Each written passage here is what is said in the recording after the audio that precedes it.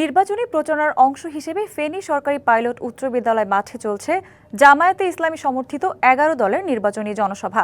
এতে বক্তব্য রাখবেন জামায়াতের আমির ডাক্তার শফিকুর রহমান। সকাল থেকেই জেলার বিভিন্ন স্থান থেকে মিছিল নিয়ে সমাবেশের স্থলে আসতে শুরু করেন জামায়াত সহ ১১ দলের নেতাকর্মীরা। এখান থেকে ত্রয়োদশ জাতীয় সংসদ নির্বাচনে ভোটারদের নানা ধরনের প্রতিশ্রুতি দেবেন জোট নেতারা। একই সাথে ফেনী জেলার সমসাময়িক সমস্যার কথা তুলে ধরবেন তারা। ফেনী থেকে নোয়াখালী, লক্ষ্মীপুর ও কুমিল্লায় জনসভায় অংশ নেবেন জামায়াতের আমির।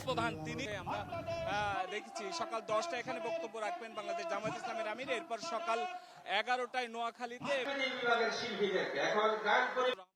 ফেনীতে জামায়াতের নির্বাচনী জনসভার খবর জানাতে যুক্ত হচ্ছেন সহকর্মী হাসান আল মামুন।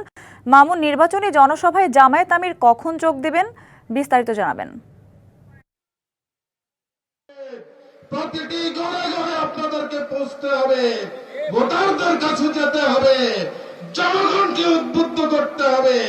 সকলে মিলে ঐক্যবদ্ধভাবে আমরা রিয়েলি একটি সোনার বাংলা গড়ে তুলতে চাই।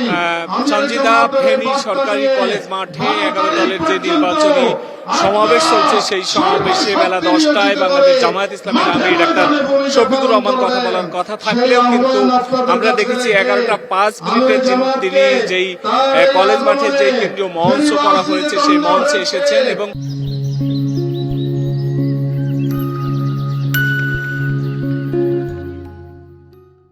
কিছুক্ষণ পরেই কিন্তু তিনি এই মঞ্চে জনসমাবেশের উদ্দেশ্যে কথা বলবেন।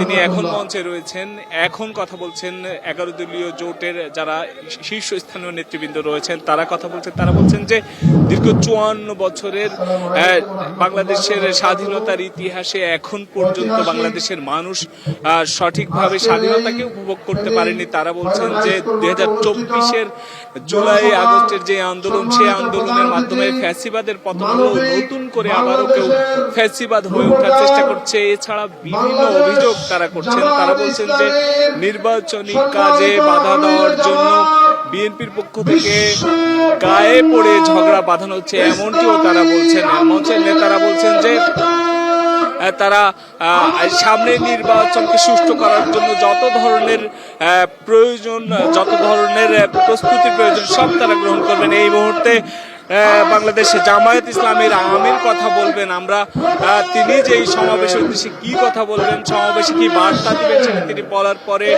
আমরা জানিয়ে দিতে পারবো। তো এখন বাংলাদেশ জামায়াত ইসলামের আমির মঞ্চে এই ফেনী সরকারি কলেজ মাঠের উপস্থিত জনসমাবেশের উদ্দেশ্যে কথা বলবে। আমরা সেখানে সরাসরি যেতে চাচ্ছি। সঞ্জিদা, মামুন, ধন্যবাদ আপনাকে।